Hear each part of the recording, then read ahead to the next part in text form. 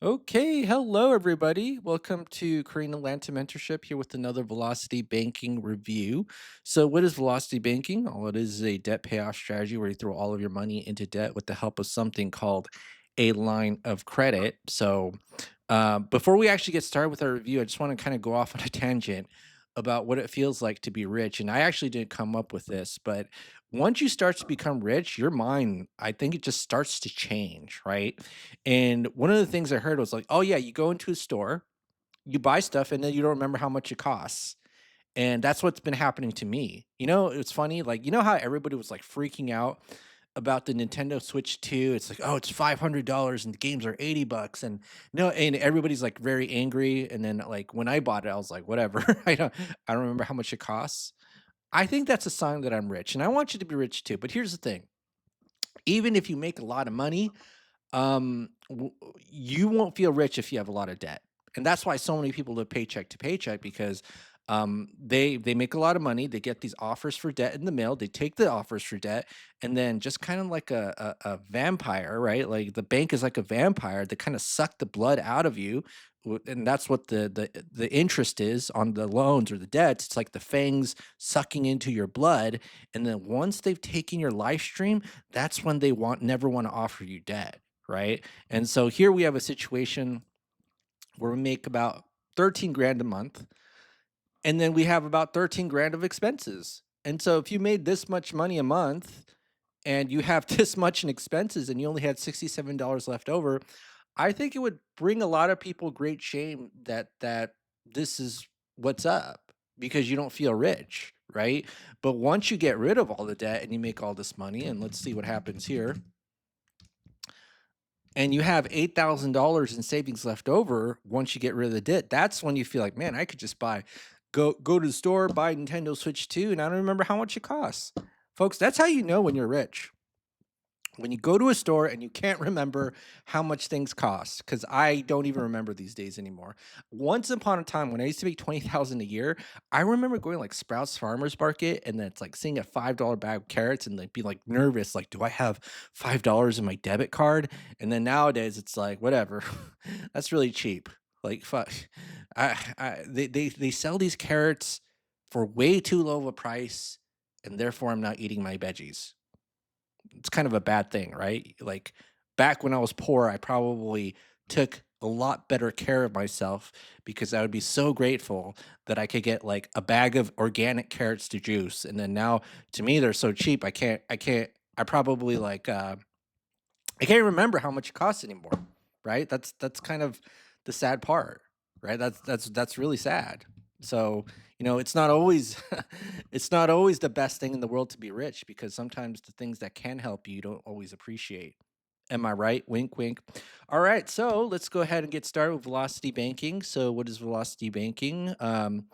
Well, first thing you need is a budget, right? So you have same income, same expenses. And remember, when you do your budget, you got to list every single debt that you have, right? So we got a bunch of credit cards, an auto loan. We got like a high end auto, 70,000, $100,000 student loan. Maybe we got an MBA. We're an executive at a nice company, right? We're making good money, and we got a $500,000 house, and we have $5,000 in general operating expenses, food, gas, insurance, all that good stuff, right?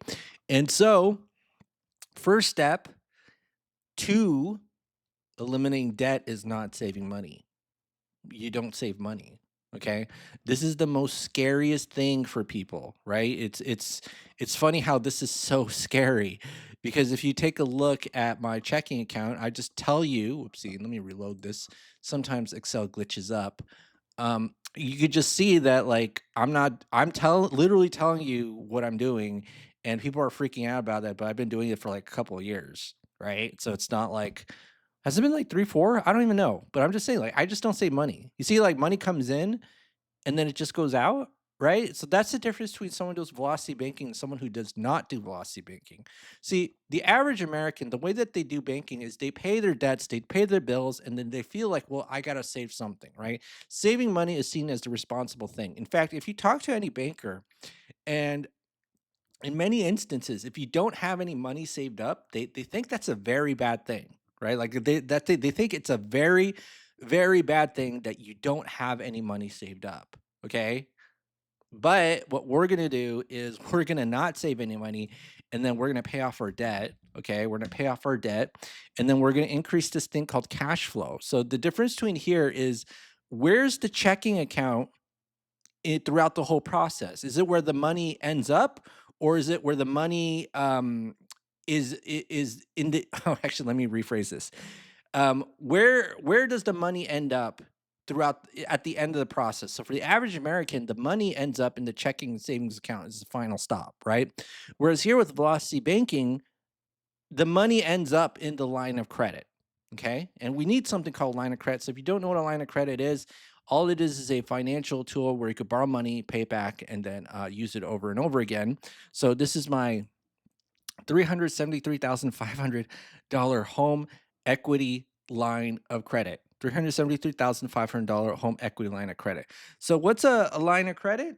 Again, it's a financial tool where you can borrow money, pay back, and use it over and over again. So, I go to the bank's website, click a button, and then they'll dump up to $373,000, $373,500 in my checking account, right? And this is not my only line of credit, right? So, I have, let me just see here, over $731,000 in lines of credit. 731,000. You want to see something really crazy? Okay, I'll show you something really crazy. I asked ChatGPT, if you have over 731,000, let me just show you right here, right? I asked ChatGPT. Well, first of all, I asked ChatGPT what percentage of people are you placed in if you have $523,000 in credit, top 1% or better. So I said, what about 731,000? And ChatGPT said, truly elite territory. Okay. Truly elite territory. I am truly elite. Okay. I think the only person that beats me on the internet is probably Credit Plug. I might be wrong about this because I heard Credit Plug is like over 2 million in line of credit. I think from what I recall from his previous videos, but I have 731,000. I'm not trying to be the best, but at least ChatGPT knows I'm in the truly elite territory. Okay. And how do you get these lines of credit, right? How do you get over $731,000 in lines of credit?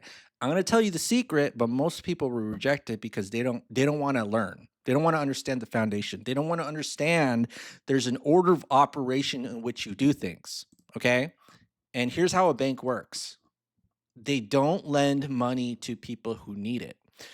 And so every time I got these lines of credit, like this is the latest one that I got, a $20,000 personal line of credit. Every time that I got it, it was at a point in my life when I did not need the money. So 3 weeks ago, I got this personal line of credit. I went to a credit union. I said, hey, I want this personal line of credit. I actually didn't go, I applied online. And then the next day, a banker called me.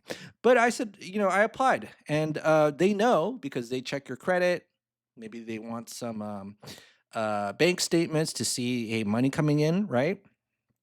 And they want to see, do you need money? What? You don't need money? Let us give you a line of credit, right? That's how they work. And a lot of people don't want to hear that. But that's how over $731,000 in lines of credit. Truly elite territory. Again, I'm not making this stuff up. It's just ChatGPT kind of being like, the mirror from Snow White, where I basically have to use it as a vanity mirror because everybody else tries to like insult me and say, like, you don't know what you're talking about. And then I was like, all right, well, go away then. I'm gonna use the ChatGPT narcissist mirror to tell me how beautiful I am and how truly elite I am. Actually, I really don't care. But yes, banks don't lend money to people who need it. Very important. A lot of people don't really listen. I really wish they would because I just say this stuff all over and over again, and just goes through one year out the other. Especially people who are in your local vicinity, one year out the other, and then, um, yeah. Okay. All right. So let's go ahead and do this. So let's assume we have access to $120,000 line of credit, right? 120,000. Now, like I said before, I have 731,000. So if someone says like, this is not realistic, I'll say, yeah, realistic, not for you, buddy, right? Because this is truly elite territory level here, according to ChatGPT. So if you want to be normal like everybody else, then do what you've been keep doing. Whereas I'm going to be in elite. I'm going to be in elite territory. Okay. All right. So let me just kind of do this right here. And what I'm going to do is we're going to shuffle some debt right, into a line of credit, and we're going to start off with the high interest rate credit cards. Now, will a bank lend you a free and clear line of credit when you only have $67 left over in debt? I'm sorry, in your savings, and you're making 13 grand a month. No, because they see that you need money. See how that works? Like they don't want to do that, but you kind of have to think, okay, I have to learn this strategy before I ever take on debt. But if I had a line of credit, oh my goodness, it would have been a lifesaver, right? Because I learned this stuff before I had the ability to even take on debt. And if you don't know who I am some random dude, possibly cult leader on the internet, who paid off a mortgage in 2 years and 9 months. 2 years and 9 months, right? That's right. I'm gonna say it one more time. 2 years and 9 months. So you're really talking to, I don't want to say the best of the best, but I can't think of any other phrase to say. Truly elite, best of the best, top 1%, right? And so, yeah, I mean, I'm sorry, but I don't know what to say. See, a lot of people like try to come at me and say, I don't know what I'm talking about. It's like, all right, well, I'm a guy in the truly elite territory who doesn't know what he's talking about with over $731,000 in lines of credit. So if that's what you want to label me, that's cool. But I got $731,000 lines of credit and I paid off a mortgage in 2 years and 9 months. So you call me whatever you want. You call me stupid too, or maybe a cult leader, right? Anything works, but I still have over $731,000 in lines of credit. So let me go back here and into this section right here. So what we're going to do is move that credit card debt into the line of credit. So how much is this? This is 30, 35, 15, 27. Let's sum up all the balances. It's $107,000 in lines of credit. So let me just do $107,000. So look at what happens here when we just do a basic balance transfer. 0, 0, 0, 0. Oh my goodness. How did we go from 67,000 or so not thousand, $67 to $3,500 in cash flow?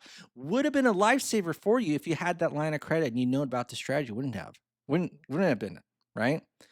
In fact, what happens is when you don't know this strategy is you treat that line of credit just like a regular credit card. You just charge things on it. But what we're gonna do is put our entire paycheck and use it as our main operating account. You put that entire 13 grand in there, take the 10 grand out, and after every single month, you'll pay about 3.5 grand of the balance of the line of credit. So let's go ahead and do this, right? And so I'm gonna do this minus 3597, right? So put the entire paycheck in, take the expenses out, and every single month the balance will go down by 3,500. And then what we're going to do is take the average daily balance, multiply it by the interest rate. So I'm going to do 0.075 divided by 12, and then just rinse and repeat over and over again. Look at that. After 6 months, we went 107 to 88 thou, and we're just going to keep going now, right? We're going to keep going. All right, so now we're going to do this, and it's going to be 33 months since we paid our.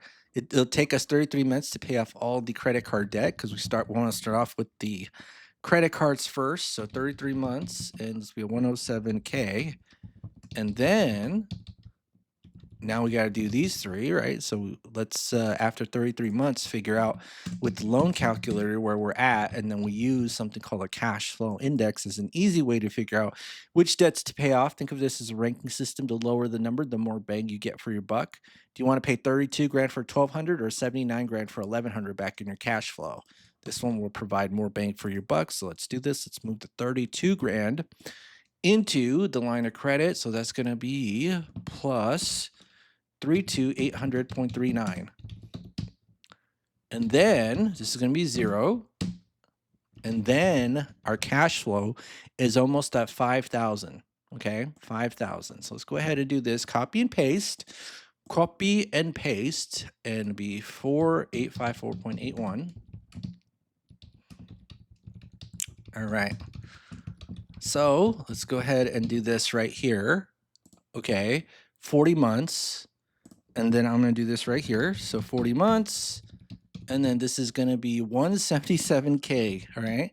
And then, so now the next thing that's left is the student loan and the mortgage. So this is going to be 40 months. So 0, 40, 40, 40, right? And let's go ahead and move the student loans. So we paid off about 25% of it, and let's move it into that line of credit. Okay, so let's just move this right here. And I'm going to do this right here. Move this plus 74,056. And then what's our cash flow now when we move to student loan? Extra about $1,000. And then now we got $6,000 of cash flow. All right, so let's go ahead and do this right here. And 6015.89. And then what we're going to do is copy and paste. And then we see that in 53 months, this is all paid off. 53 months. Okay. And so now that's going to be 277K. Now we got to tackle on the mortgage. Okay. So 53 months, what's the balance of the mortgage? All right. So about 464,000. Now here's the thing. If there's a big interest rate difference between this and the mortgage, you want to be a little bit careful of moving your entire loan or mortgage, 30-year mortgage into a line of credit. So you ever hear like on the internet, oh, always move like a mortgage into a line of credit, even if it's like 3%. That's not true, right? In fact, you could actually win with a 30% credit card and beat an 8% first lien home equity line of credit mortgage replacement. Okay. A lot of people don't understand nuances. And luckily, we have this velocity banking calculator provided by Ronanas to help us with the nuances, right? So all I gotta do is just put in the information here into this little spreadsheet here. And also, if you want to learn more about not just velocity banking, but financial literacy, real estate investing, click the Google form link below. I just kind of make all this stuff that I've done up so that you can just pay me and join my cult. Wink, wink. Um, Remember that Seinfeld reference or Seinfeld where George winks and then everyone's like, yeah, that's what I'm doing right now. All right. Okay. So let's put that information. So 464. 45189, 45189, and then interest rate is 5%, 30 years, and then the payment amount is 2684, 2684.11, and then what's our income right now is 13,700. All right, and then what's our living expenses? It is everything except for the loan we're trying to pay off, so $5,000. And just want to show you something. So let's say you move this entire thing into the line, right? You see how you pay $103,000 of interest, but what if, okay, we did $14,000 little chunks, right? 62 grand, okay? And we even use a 30% credit card. That 30% credit card will actually beat the 7.5% first lien HELOC replacement. Isn't that crazy? Like, I didn't know that. Okay. I literally did not know that. All right. So 5.1 years till we pay it off.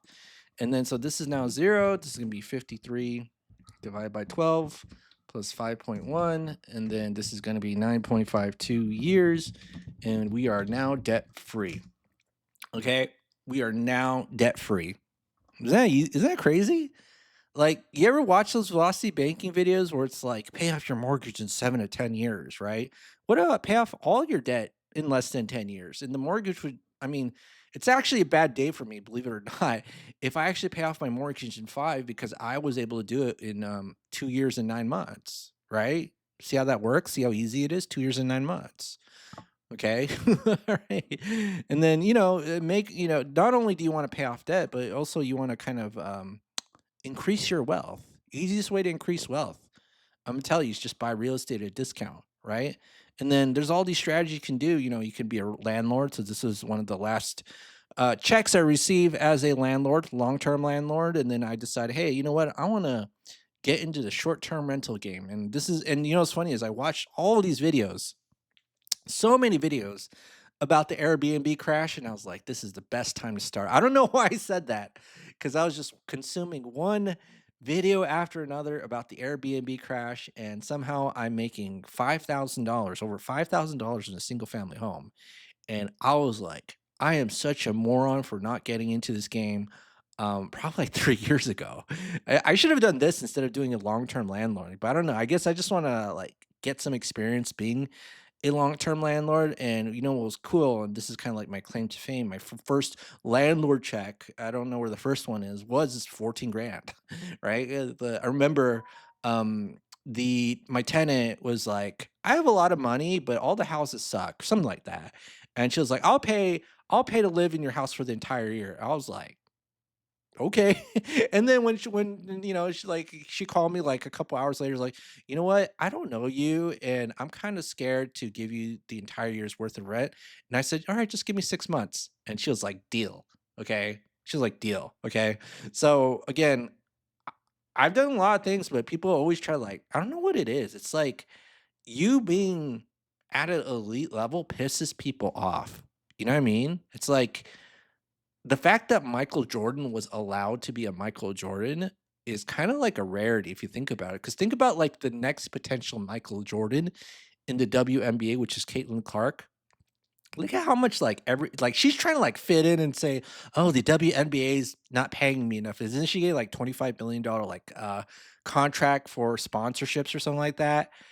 you know, so human beings, we kind of dumb ourselves down so that we can fit in, even if we're excellent. But we kind of have to get over that urge, right? But yeah, so 14 grand, and then there's gonna be a point where it's like that's it from one tenant.